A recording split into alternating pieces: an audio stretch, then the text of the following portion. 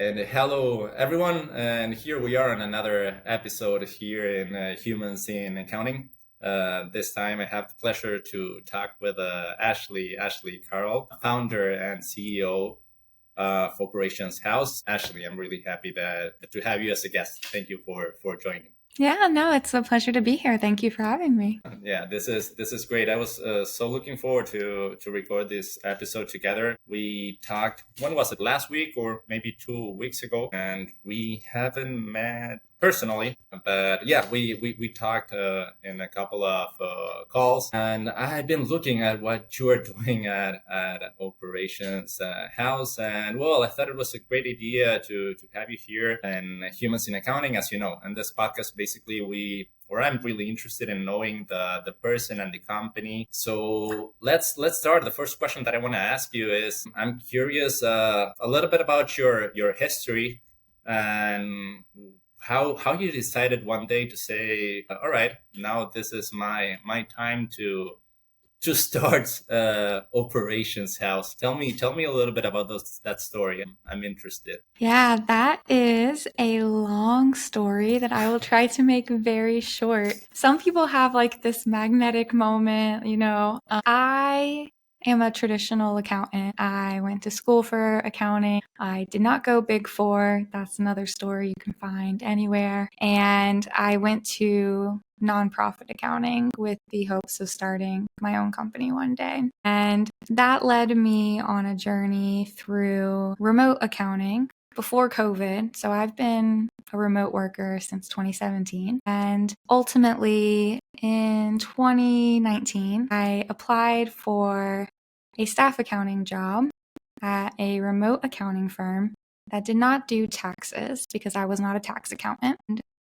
I have the email still. It makes me laugh when I read it in reflection. I offered to do everything but what was listed in the job description. I said, I believe that if I am project manager, essentially I asked to be the director of operations and client experience ultimately, I will make you more money, I will make your team happier, and your business will be more sustainable. And I think that was enough to at least get an interview with Nicole McKenzie, who ended up being my boss for 4 years at Momentum Accounting. And under her tutelage, I grew to be her COO for 2 years before ultimately she was, I'm not going to like spill the beans on her lifestyle, but she was happy. She had everything that she wanted. She had achieved her goals. And it was what I had initially set out to achieve that 4 years prior. Because that was her side of the story. And the other side of the story that I was even more proud of was we had a team with zero turnover. We had 40% profit margins. We had clients that were legacy clients that Nicole had met, that were some of her first clients that were still with us 7, 8 years later, and they weren't going anywhere because they loved us and we loved them. There was a sustainability to her business, to her lifestyle, and to our team members' lives. It was the impact that I had ultimately dreamed of creating. It is not at all the journey that I imagined taking to get there, but I always knew that I had wanted to help people. And this is just ultimately how my story ended up working out. So once that had happened, I was 4 years into my role at Momentum Accounting. I was finding myself being called into more and more client meetings with our small business owners. We served other B2B service providers and getting asked, well, I loved your onboarding process I did with you guys here at Momentum. How do I build that out for myself? Your payment process is so easy for you guys. How do I get that for myself? And essentially the experience that they were having with us as a service provider was something that they wanted to in turn provide for their clients. And the idea kind of really just started from there. And so I talked with Nicole about it, and ultimately we decided it was going to be something that I built separately from Momentum, but that it tied directly in, and so she's a big supporter. But it started as me just writing down everything I had done for Momentum, what worked, what didn't work, and then putting that into what ultimately turned out to be my first business plan, because I laugh a lot and say, like in other podcasts, so I always wanted to be an entrepreneur. And then I go to this long, convoluted story about how it took me such a long time to become an entrepreneur. And I say, I always wanted to be an entrepreneur, but I never had a business plan until that moment. Okay, that's great. Sorry, I need to go back and ask you this question because you mentioned that Nicole put a staff accountant and you pressed the apply button, but then when you talked with her, you said, hey, you know what? I'm sorry, but I don't want this position. I want something else. And she said, okay, tell me more. How was that? I'm curious. I know Nicole and I want to know. How was that part of the story? Yeah, I mean, in true Nicole LinkedIn fame, it was less of a job posting and more of a LinkedIn posting. It was, Oh, okay. I'm looking for a staff accountant. Who would you recommend? And I had a job at the time and I wasn't actively looking. But I was building the accounting service line for a tax firm. So our mission operative was not the main priority of the entire firm. So when I saw that she had a remote firm in 2017 that was not doing taxes, I thought, wow, what a space where I could really try out what I really believe would work here. So I messaged her. I believe at the time I used a software. Where are you, BombBomb? What is now Loom. So I essentially created a Loom video where I was very upfront with her, asked for her discretion as we chatted, and just said, I know this is what you're looking for, but ultimately I think you won't need to hire someone in this position if I come in and can work my magic. Wow, that's great. And that's exactly what happened. You started working there and you realized that it was not necessary to hire someone for that position. I wish it was as simple as that. She ended up hiring my closest colleague, Miss Jennifer Hoover, and we started at the exact same time. So she did hire a staff accountant, and she hired me as well. We did not have to hire again for 3-4 years, and that was just making up for what her team had been doing on their own, plus all the upsells that we were then able to achieve and the new client load amongst the four of us for the 4 years that I was there together. Okay, that's great. And after that, yes, you said now it's the perfect timing to start Operations House, and that's when you founded a few years ago, correct? All right, perfect. I also want to know, and I want to ask you, how was that? I mean, you started already with a few clients. You started and you chose the logo and the website without having a client. How was that process of having the first few clients, of creating the team and everything? Ooh, that has been one of the most challenging experiences. It's been so interesting going from being a small business advisor to being a small business owner who also is a small business advisor. And I am just grateful and humbled. And this is how it was meant to be, because I couldn't be a good advisor without going through these experiences. I was a good advisor before. Now I can be a great one. Built Operations House for a year before I told anyone else about it. When I brought it to Nicole and we decided that it was something that I was going to build independently, I still had a job to do, an income that I needed to make, and I had one more year that I was going to work at Momentum. And so for that year, I just took everything that I knew, everything that I had learned throughout my journey working at different small businesses, and started building it. So it started with who's my ideal client, and that's any B2B service provider who wants to provide a psychologically safe workplace that's also very profitable.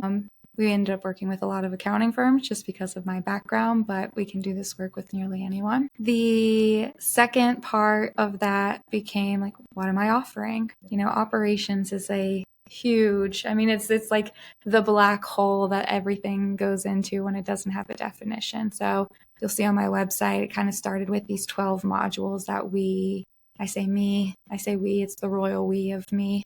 I kind of took everything I'd done for Momentum and said, if I could break this down into 12 steps, here's what I would do. And so those are still on the website today, kind of explaining our path and journey that we take. And I did build that logo by myself. I did build my color palette by myself. I built everything but myself using all my operational expertise. And I like to say, as hard as all of that was and as much time as it took, and while I highly, highly advocate for business owners in a different phase of their entrepreneurship to definitely delegate outside of your zone of genius, it was a real test in, okay, what am I good at? What am I not good at? What can I really advise people on? What can I not? And it took a whole year to put that together. I took a mental health break starting January 1st of 2024.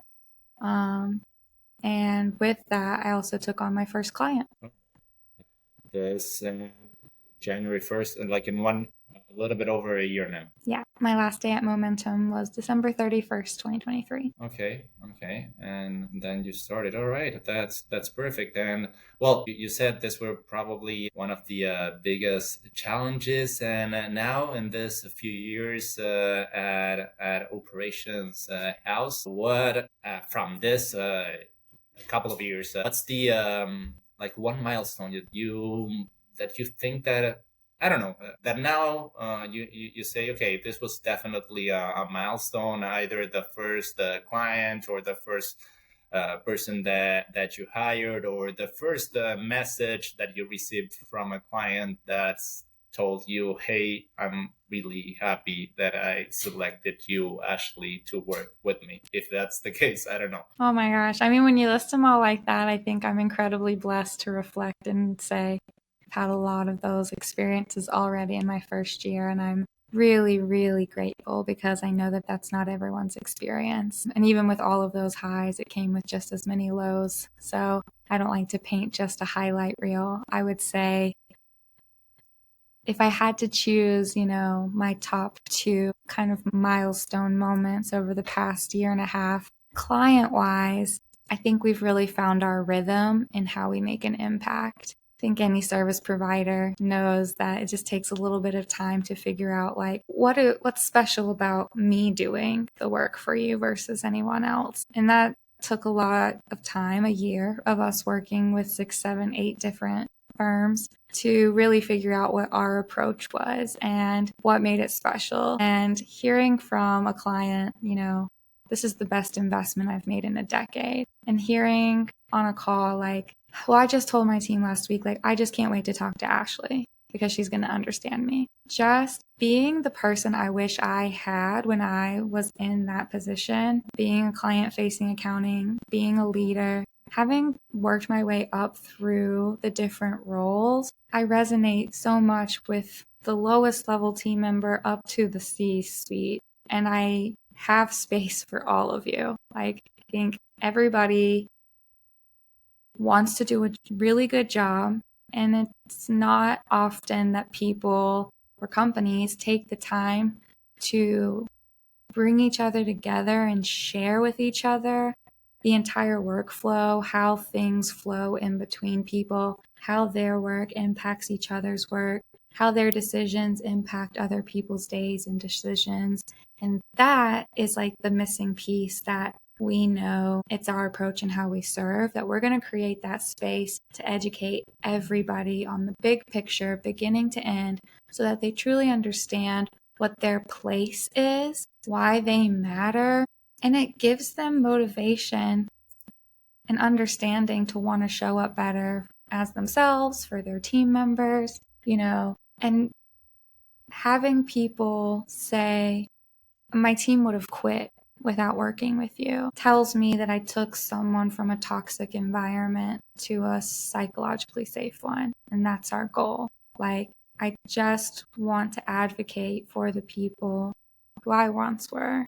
And I wish I had had someone to advocate for me and stand up for me. And that's been the biggest thing, is when I started this and I wrote out my business plan, there are a lot of comments about, this is soft, this is culture, It is, sure. But softness is not weakness, and it will take you a lot further than compliance for compliance sake will. And so I think that's been my biggest kind of mental struggle or setback, is kind of getting over the idea that people perceive operations as an add-on, an option, especially when I start to bring in culture and psychological safety, or God forbid, feelings into the conversation, and it becomes very secondary, less important to them. But then I can speak to the ROI and the dollars and cents and the way that your team upsells, and how this is actually the best investment you'll make in a decade, because your business will go from barely making even to 10% net profit, to 15% net profit, to 20%, up to 30%. And if you're at 40, then give that 10% back down to your team. Like, it's going to get there because I saw it from an operations place, not just the culture psychologically safe part of it. I can back it up with the numbers. And so, having gone now a year and a half through this process with 10, 11, or with our 11th firm, now it just feels like I can hold myself up with a lot more confidence. Like, okay, I did it for one firm with Nicole. Maybe we could say that was a fluke. She built a great team. She had great relationships, which she did. She's got a LinkedIn following, like maybe it wasn't me. But now I know for certain that I have a model that works, and it's not built on burnout. It's built on the psychological safety of your team, and it's profitable. Absolutely. I heard, or I read, or I'm not sure where I saw it, but a quote that you said, treating, and I'm not going to say the exact same words, but the idea was like treating humans or people better will give you a better ROI, or will impact directly in the money that you'll get for your business, which it's hard for me to be, or to agree more with you. I mean, I feel that's the truth is that, each one of us, we spend a lot of time working. Big part of our lives, I'll say, that we spend working, and it's fundamental, and this is at least, I haven't made any, or I haven't reading any paper, but this is from my experience running a business and also working as an employee for other companies. When you have a good culture, a good environment, when you are being treated well, you'll work better. You'll work better, and eventually that's I don't know. I don't remember the exact quote, but it was something like that, right, Ashley? Absolutely. Yeah. So. And because especially for B2B service, I mean, I feel like it goes without saying, so sometimes I hesitate to say it, but someone gave me good advice today. It's like, not enough people just say the very basic thing. And so if I want you to be in a good mood with my customers, I'll need you to likely be in a good mood to start the day. Right. To be authentically in a good mood. And if I want you to not be authentically in a good mood, then maybe I shouldn't be an employer, because I don't have your best interest at heart. If I only care about you putting on a face for the client at the end of the day, that's not my client that I'm going to work with, because we're never going to have the same priorities and approach, And so not everybody is meant to be an entrepreneur. Like, people want to come to work and do a really good job. And wherever this sentiment of people don't want to work and people are lazy, and wherever that's coming from, I don't know. And I don't care. And maybe I will care when I'm in a different phase of researching. But right now, my phase is making noise of saying, no, people do want to work. They don't want to work for you. They don't want to be abused. They don't want to be taken for granted. They don't want to have unreasonable expectations. They don't want to beg for a raise. They don't want to beg for feedback. They don't want to wonder if they're on the chopping block.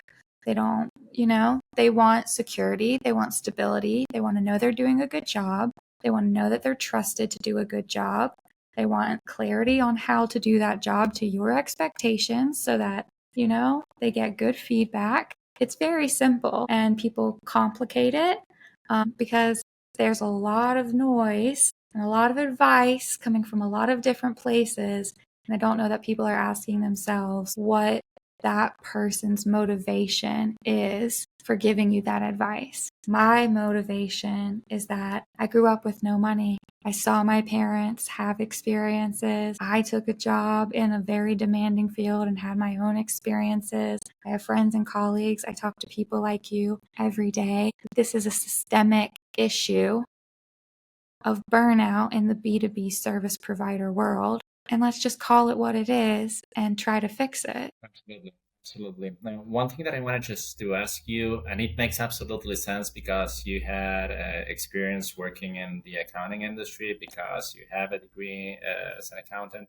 But I feel, in my case, maybe you don't know this, I'm kind of new to the industry. I have been working all my life in tech. And yeah, a couple of years ago, I started here at South Offices, and now I'm surrounded with all these cool, really new people of this industry at accounting, which I like and love.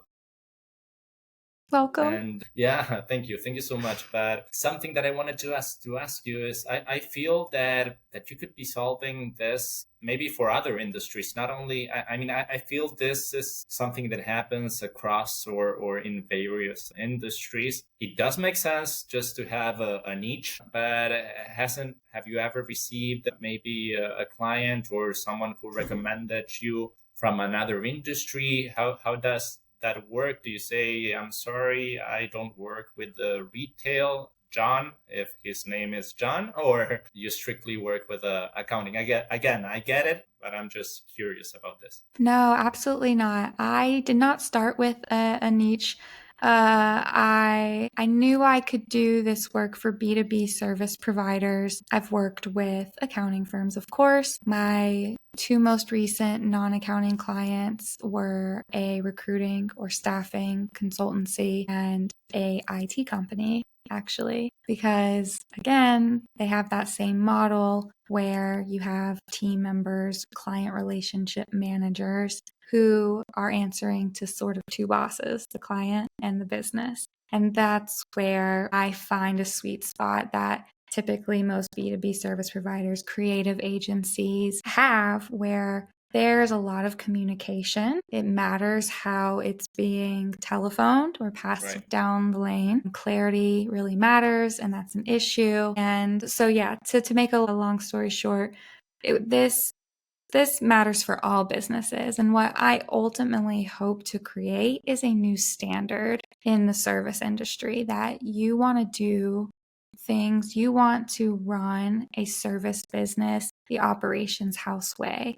That we set a standard that when employees come and apply for you, you get better talent because you have the operations house way of however many hours that you decide. You know, there's transparency, there's a manual, everything's addressed, there's an HR protocol, you know, there's transparency, there's good communication, there's just this level of extra reassurance that employees don't get right now. And you can just see the battle happening. I mean, ever since COVID, obviously, between employees and employers, just trying to figure each other out. And it's sad that that is the way that it is right now, but like somebody just say it, that like this is unsustainable, and that employers want good employees who care about doing their work just as much as if it were their own company. And you know what? Employees want a job that they can care about just as much as if it were their own company. So if we both want the same thing, someone just needs to stand up in the middle of it and say, we can do this. And now that I've proven it, I feel like a lot more confident beating my chest and saying that. And then I don't know, like I said to Randy, you know, like taking their talent, you know, creating enough jobs, spreading this message enough to enough companies to create enough jobs for people to have this experience where it becomes a demand, a reasonable one. You know, I understand that employers don't necessarily want to hear about more demands from employees. I'm talking about very reasonable, humanity, just policies that really touch on providing for them as humans just as much as employees, knowing that you're an employee 60% of your day, 70% of your day. Yeah. And that other 30, 40%, is going to dictate how you show up as an employee. And because in American culture, we're tied to your health insurance, I'm tied to your 401k and retirement benefits. I mean, everything is tied to your employer. That you as an employer sit down and sit with the fact that you're responsible for helping create that sort of long-term wealth and sustainability for your employees. If you're expecting them to do work that will create sustainability for your company, because as an employee can come in and just do half-ass work. They can talk poorly to your customers so that you lose them. They can have that direct impact on your company shutting down next year. Same way that you're relying on them to ensure that that customer stays for the next 5 years. Well, what motivation do they have to be here 5 years from now? And their life looks different now than it does in 5 years. Do they have kids? Do they have goals? Do they want to travel? Do they want to spend time with their family? Do they want to volunteer somewhere? If you don't know those things about your employees and are actively creating a space, whether that's with time or financial resources or connections or whatever you can do to also help them build that entire life that they want, then I think you should hire contractors. And we can get into another conversation about how you should treat your contractors just as well as you treat your W-2 employees. But contractors will have a different expectation for you on what you provide them that you all can negotiate on. But as far as W-2 employees, I think it's time that we have a more realistic conversation about what is reasonable. As I said before, it's hard for me to agree. So you've just mentioned Randy. I met Randy for the first time at an event in Arizona last year, and I met him for the first time. He was giving he was giving a pitch of his company, and he was talking about a culture. I remember after that talk, I went and I introduced myself to him and said, "Hey, again, it's great what you just explained to all of us. It's something that I felt for a really long time, but you used the really correct words in the perfect order." And I know I'm talking about Randy because I know you participated on this podcast last week or the week before. And I also know that you will be participating on Bridging the Gap, correct? Yes, I'll be a panelist there in Denver in July. In July, yeah. Unfortunately, I won't be able to do it this year. My part of the job here at South Office is I'm the guy who's traveling to different events. I heard of many people, and when I say many, I mean many, and that's why I said many people talking really good things about this event. So yeah, it'll be great that you will be participating there. I hope I'll be able to make it next year. No, that's awesome. We'll miss you. But I'm very excited, and we'll have to see what other shows you're going to and see if I can meet you at another one. Yeah, for sure. Most likely I'll be at Scaling New Heights. I go like to the big ones, or I also ask for recommendations. This is something that I also wanted just to ask you. As I told you, I'm kind of new to this industry, and I'm quite shocked. I don't know if you see it, but I feel, and maybe it's because I come from another industry, but there's like a community in accounting that at least I can say for sure that it's not in the tech community where everyone is kind of jealous of sharing information or other industries. Or here, I feel like if someone is having an issue, they're gonna ask the community, I've reached with this, or I have this issue, what would you recommend? And people are so friendly, or I don't know if it's only the people that I've met, but I met quite a lot of people in this industry, and I love everyone, and I'm quite shocked. Is it just my imagination, or is it like this? No, it's not your imagination. And I'm so thrilled to hear that that's your experience, because I think it is something very unique to our industry that I'm currently kind of researching. Tax proprietors used to be solopreneurs. And I don't know if that started something. And also your tax accountant used to be your golfing buddy, Right. your drinking buddy, your best friend. Think these were familial relationships. And so I'm just not sure if there's something that kind of slowly still, thank goodness, kept its essence through the industry, and that there's this information sharing and community building amongst other accountants. I don't know if it's that, it's part of what I truly believe. There's a hat for every head, there's a client for every accountant. Maybe it's just because we truly aren't fighting for proprietary technology, Hmm. whatever the tax laws are or what the tax laws are. And creative accountants hang out with creative accountants, and non creative accountants don't hang out with them. But I'm so glad that's your experience, because it's the same for me. I didn't come from a CPA family like a lot of my colleagues growing up did. I'd look around and they'd be like, my mom's a CPA, my dad's a CPA, my grandfather's a CPA. I've always known I'm going to do this. And I'm like, yeah, that was never my experience. I didn't know what a CPA was until I was a junior in college. And so I've been likewise so welcomed in, by Randy, by Nicole, and by everyone. And that is something super special to us. Even my husband is a teacher, and he's tried the LinkedIn experience. And, for another group that I feel like has a really hard position, being between administration, students, and parents, and might look for a community amongst their professional peers. It's not the same. There's still kind of that jealousy and competitive factor of who can run the best classroom, who has the best things, and it's not the same. All that here is like, if someone had a problem, they're more than happy just to tell the other accounting firm owner, which might be maybe a competitor at some point. But hey, no, I had this experience with this providers, or with this client. Why don't you do this or that? Or let's go and hang out at this event. And how's your family? I don't know. I'm glad that somehow I ended up and this industry. Everyone, or at least, is just luck, and I don't know, 100 or 200 connections that I have in this industry. Everyone is great, and maybe the rest are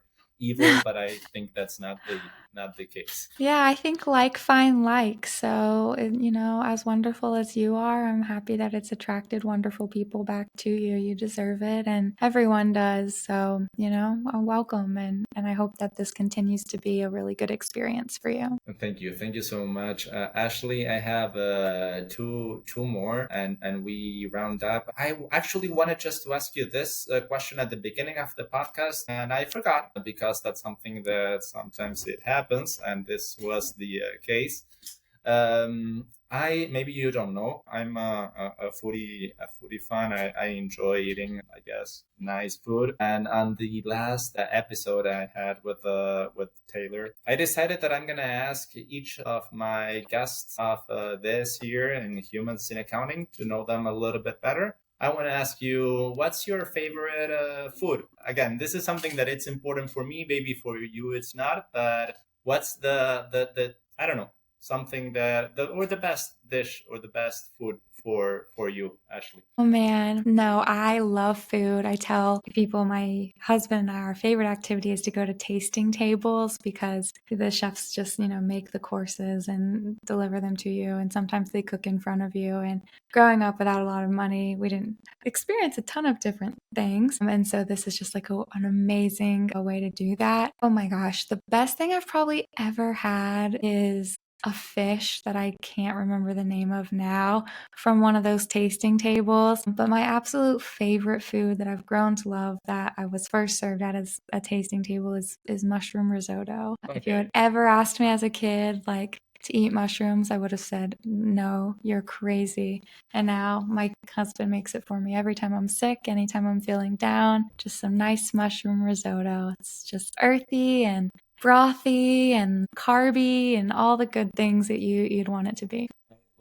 Sure, I like mushroom risotto, or any kind of risotto, but mushroom, it's one that we actually cook quite often here with my wife. But for me, I don't know, maybe it has to do with I enjoy it more like with cold weather Yes, than summer. And maybe absolutely. this is something cultural, because I realize the same happens to me with soup. But I realized I lived for a few months in Mexico, and in Mexico it could be like really, really hot in the middle of the summer, and they're all good having a Have a nice bowl of nice, soup. yeah, exactly. So that's something cultural, I guess, and the same happens to me with risotto, and that's a good answer. So yeah, I guess what I'm gonna do is after the 100 episode, I'm gonna have a ranking of the best food, and I'm gonna publish that and LinkedIn. Heck yeah. The human accounting cookbook. Wait, what's your favorite food? I was not ready for this You can question. think about it if you need to. A foodies, that's so hard to choose. Yes, my favorite food here in Argentina, we are really like a meat fan. We eat a lot of meat, and here there is what we call asado, and that's a really Spanish way to pronounce asado. But yeah, it's asado. It's kind of like a barbecue, but Ooh. more than the food itself, I think it has more to do like getting together with your family and with your friends and being like sitting at the table for 5 hours, drinking and enjoying. And after you finish eating, staying at the table for a few hours. So I think it has more to do that. But besides that, the meat itself, it's really good. So that might be my favorite food. But I can enjoy. Maybe when I was a teenager, there were like a couple of or some dishes, as you said, with the mushrooms. That the mushrooms was a perfect example. I said, okay, I'm never gonna like mushrooms. And then as you grow up, I think you start acquiring more taste for different kind of food. So thank you for answering that one and the last one. So and we can close this one. I want to ask you on your experience on this last few years being the founder and CEO at Operations House. What's a good advice that you would give like other founders that are starting their own company and they feel all right, this is the time just to do it, or what's a good advice that maybe someone could have given to you when you started and now with this experience, but what's a good advice so that you can share with the people in the future watching this podcast episode? Yeah. The thing that I'll give two pieces of advice, the one that I started with and I look back on and say, oh, that definitely helped me launch to this level of this success this early. And the one thing I've learned, the first thing being price yourself adequately. A lot of entrepreneurs start out with very cheap rates because it's a easier, faster way to enter the market. They're not as confident in themselves. But one of the ways I was able to reach stability as an entrepreneur, I replaced my full-time income within that first year, was pricing myself appropriately, really evaluating the service that I was offering, everything that I would do for a client, emails, outside communication, research, call prep, post follow-up, and making sure that that was captured and thinking to myself long term for sustainability, like what would this cost if I had a team? Build as if it's a team doing it, and whatever you would want as an hourly rate as an employee, let's say you want $60 an hour. If you plan on having a W-2 team,